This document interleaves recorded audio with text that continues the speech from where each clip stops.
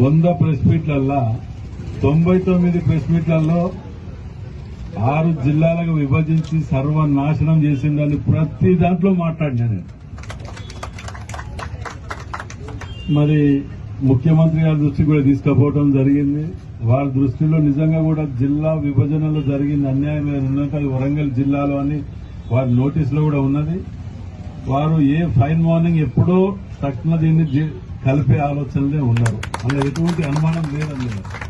ఇలా జిల్లాలో ఉన్న ఎమ్మెల్యేలు అందరం కూడా కలిసి చెప్పడం జరిగితే మా నోటీసులో ఉన్నది. దాన్ని అంటే మేము చెప్పడం జరిగింది. ఎందుకంటే సమ్మక్క సారక్క ఓ దిక్కు, వరంగల్ ఫోర్ట్ ఓ దిక్కు, 1000 స్తంభాల కూడా ఓ దిక్కు, 6 ముక్క ప్రతిదీ ఏది చెప్పుకోలేకుండా అసలు వరంగల్ కు చరిత్ర లేకుండా చేయడానికి ఉన్న ఏకైక సెంటర్ జైల్ని కూడా వాస్తవం చెప్పాలంటే వరంగల్ జైలు అని పిలిచేది.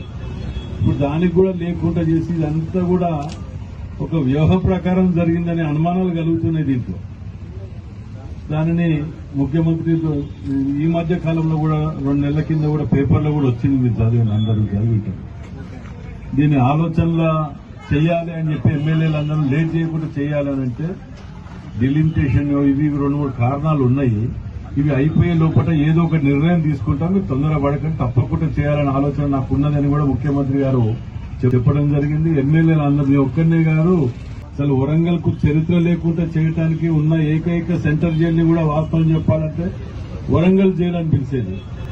ఇప్పుడు దానికి కూడా లేకుండా చేసి ఇదంతా కూడా ఒక వ్యూహ ప్రకారం జరిగిందనే అనుమానాలు కలుగుతున్నాయి దీంట్లో.